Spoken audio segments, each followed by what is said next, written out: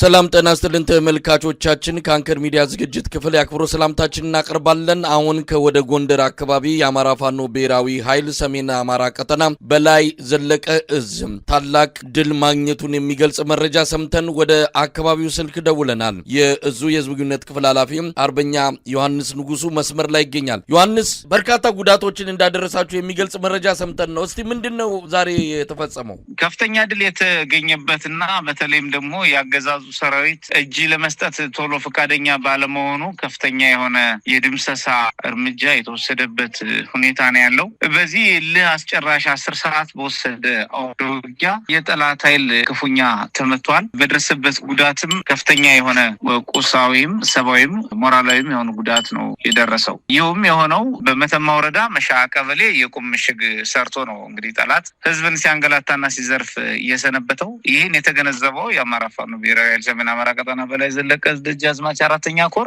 በቀጥታ ወታደራዊ ጥናት በማድረግ ድምሰሳ እቅድ ለማቀድ ተገዷል። በዚህ መሰረት 78ኛ ክፍለ ጦር አካል የሆኑ 2 ሬጅመንቶችን ሙሉ በሙሉ ደምስሷል። ታህሳስ 5 2018 ዓመተ ምህረት በልዩ ወታደራዊ እቅድ የማጥቃት ውጊያ የከፈተው ሰራዊታችን ደጃዝማች 4ኛ ኮር ጎቤ ክፍለ ጦር ተውጣጡ እንዲሁም ከአርበኞች ክፍለ ጦርና ረመጡ ደጀን ክፍለ ጦሮች የተውጣጡ ለድምሰሳ የሚሆኑ ተወራሪ ኃይል በማዘጋጀት ነው ጠላት የሚሸገባቸውን ከፍተኛ ቦታዎች በመዝለቅ ከንጋቱ 12 ሰዓት እስከ ቀኑ 10 ሰዓት ከባድ የጨበጣ ውጊያ በማድረግ ነው እንግዲህ ጠላትን መደምሰስ የተቻለው። ከመተማ ተነስቶ ወደ መሻ በመዝለቅ የተከበበውን የጠላት ኃይል የሚታደግ ጠላት ተጨማሪ ኃይል አንቀሳቅሶ የነበረ ቢሆንም ያው ሳይሳካለት ቀርቷል። በአንድ በኩል ያልተሳካለት በመተማ በኩል ተሻግሮ ሊመጣ አስቦ የነበረው ኃይል ያጣናዋሴ ክፍለ ጦር ባደረገው ማጥቃት ነው። ይህ ኃይል ጠብቆ የወሰደበት እርምጃ ደጃዝማች 4ኛ ኮር አካል ነው። አጣናዋሴ ክፍለ ጦር እርምጃ ወስዶበት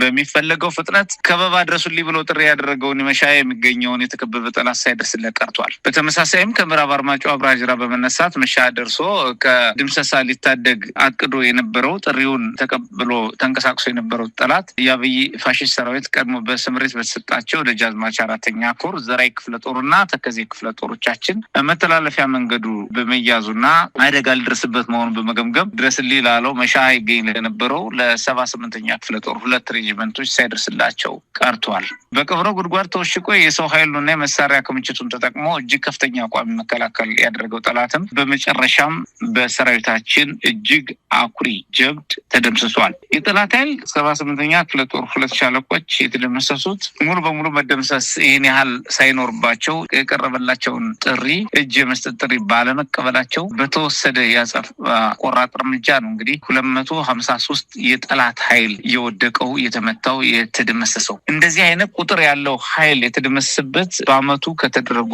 ውጊያዎች በአንድ ጠባብ ውጊያና በአንድ ጠባብ ቀጠና ላይ የተደመሰሰ ጠላት ቁጥር ይሄ የመጀመሪያውና ከፍተኛው ቁጥር ያለው መሆኑን ነው እንግዲህ በዳታው መሰረት ማረጋገጥ የሚቻለው። በይህ ብቻ አይደለም 58 ጠላት ኃይል ቆስሏል። 55 እጅ የሰጠ የጠላት ኃይል የተማረከ አለ።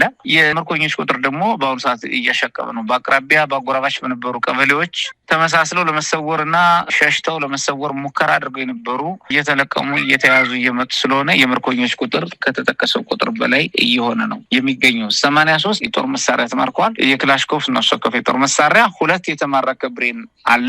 1 ዲሽቃ በተመሳሳይ ተማርኳል። ከ15000 በላይ ተተኳሽ ጥይቶች ልዩ ልዩ ተተኳሾችም ተማርከዋል። ይሄ በመተማ ወረዳ ያለው የተደረገው ውጊያ እጅግ አንጸባራቂ ድል ነው። በዚህ መሰረት ቀጠናው ላይ የነበረው ጠላት ሙሉ በሙሉ ከባድ መዛባትና ቦታ የመልቀቅ መደናበሩት ብዥታ ውስጥና ድንጋጤ ውስጥ ከቷቸዋል። የሜጀር ጀነራል ባንታባታ 1ኛ ኮር መካነ ኢየሱስ፣ አርብ ገበያ፣ ጉማራና አንበሳሜ ከተሞችን አጥቅቷል። በተለይም በአርብ ገበያ ደግሞ የአፋባሃ በላይ ዘለቀ እዝና ቴዎድሮስ እዝ በጋራ ያደርጓቸው ውጊያ ግንባሮች ናቸው። የብርሃኑ ጁላ ሰራዊት የአማራ መሬት ወደ መጣበት ላይ መለስ መቀበረው እንዲሆን እየተገደደ ነው የሚገኘው።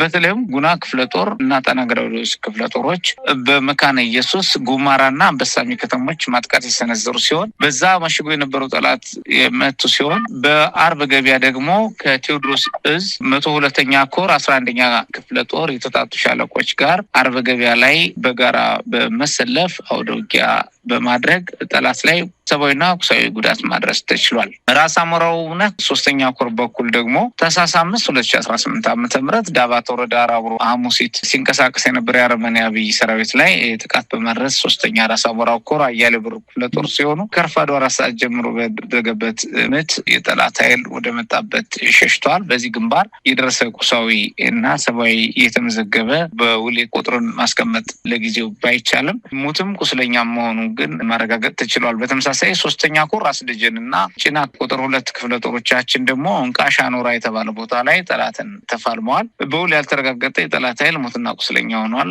ጠላትም ወደ መጣበት እንዲሸሽ ተደርጓል።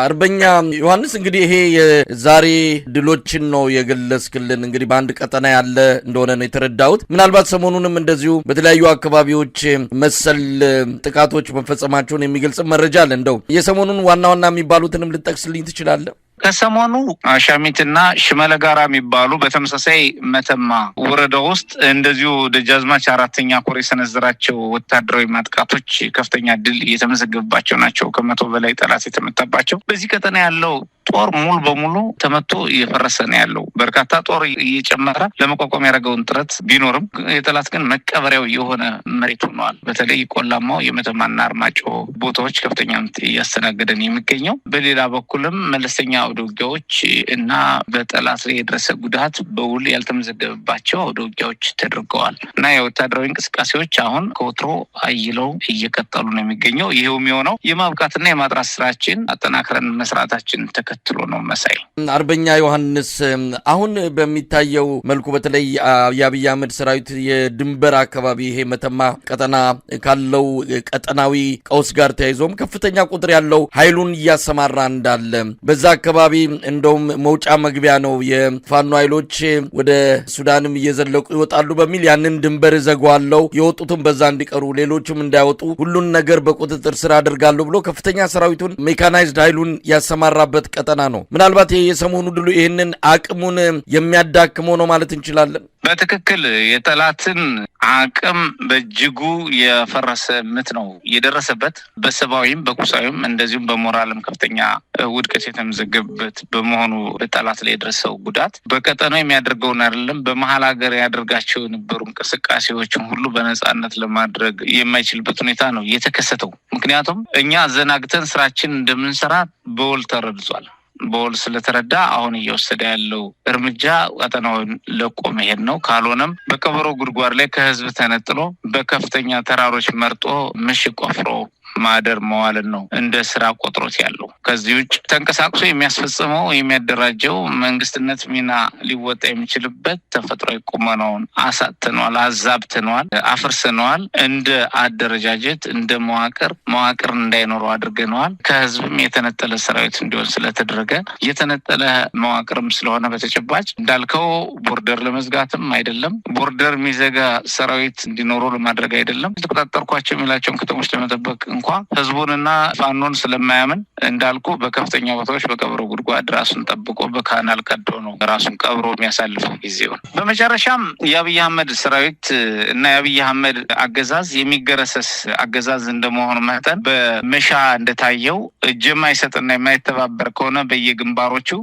መሰል ዘግናኝ የሆነ ድምሰሳ ጣፈንታው እንደሆነ መናገር ይቻላል። በሌላ በኩል አገዛዙ ህዝባችን ላይ እያደረሰ ያለውን ጉዳት መሰረት በማድረግ የአጸፋ እርምጃዎችን አጠናክረን እንቀጥላለን። ሌሎች ወታደራዊ ዝርዝር መረጃዎችን እንኳ መናገር ስነ ምግባሩ ባይፈቅድልኝም ጥቅል የሆነውን ሁኔታ በተመለከተ ግን አገዛዙን የሚገረስሱ ማንኛውም ስራዎች፣ ወታደራዊ እንቅስቃሴዎችን፣ የተጠኑ እንቅስቃሴዎችን እያደረግን እንቀጥላለን። አገዛዙም እየተገረሰሰና እየወደቀ ያለ እንደመሆኑ ሁሉም ማህበረሰብ በመጨረሻ በፕሮፓጋንዳ መሰረተ ቢስ መረጃዎችን በማሰራጨት ህዝብ በማታለል ፋኖ እጅ ሰጠኝ ፈረሰልኝ በማለት መረጃዎችን ማሰራጨትን ዋና ማሸነፊያ ስትራቴጂ ስልት አስመስሎ እየተንቀሳቀሰ ነው የሚገኘው። ይህም እያደረገ ያለው ያሸንፍበታለሁ ብሎ በማሰብ ነው። ሰማዩም ምድሩም የኔ ነው ብሎ ባሰበው ወታደራዊ አቅም ማሳካት ያልቻለውን በፕሮፓጋንዳ በወሬ ሊያሳካ ነው። በጦር ያልፈታውን በወሬ ፈታለው ብሎ በርካታ ወሬዎችን እያሰራጨ ነው። በርካታ መሰረተ ቢስ ሐሰተኛ መረጃዎችን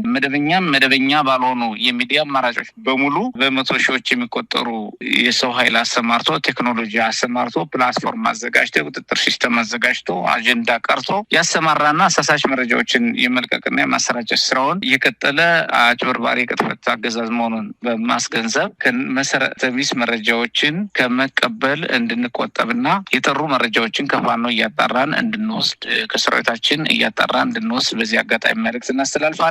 የሚዲያ ባለሙያዎችና የሚመለከታችሁ ወገኖች ደግሞ መሰል አጭበርባሪዎችን፣ አሳሳሾችን፣ ሐሰተኛ መረጃ አሰራጮችን እንድትሰማሩ በማሰብ አንድም አላማቸው እንዳይሳካ በሚዲያ ማጥራት ስራዎች እንዲሰሩ፣ ማክሸፍ ስራዎች እንዲሰሩ በዚህ አጋጣሚ መልእክት እያስተላለፍን፣ ሁለትም እውነተኛ መረጃዎችን በማሰራጨት እንዳሆኑ እውነተኛ መረጃ ለህዝብ ተደራሽ በማድረግ የእነዚህ የቅጥፈት ስምሪት የወሰዱ አካላትን በማጋለጥ ያገዛዙን የመጨረሻ የቅጥፈት ሙከራ ማምከን አለብን የሚል መልእክት አስተላልፋለሁ። መሳይ በጣም ነው የማመሰግነው። አርበኛ ዮሐንስ ንጉሱ የአማራ ፋኖ ብሔራዊ ኃይል ሰሜን አማራ ቀጠና በላይ ዘለቀ እዝ ዝግጁነት ክፍል ኃላፊ።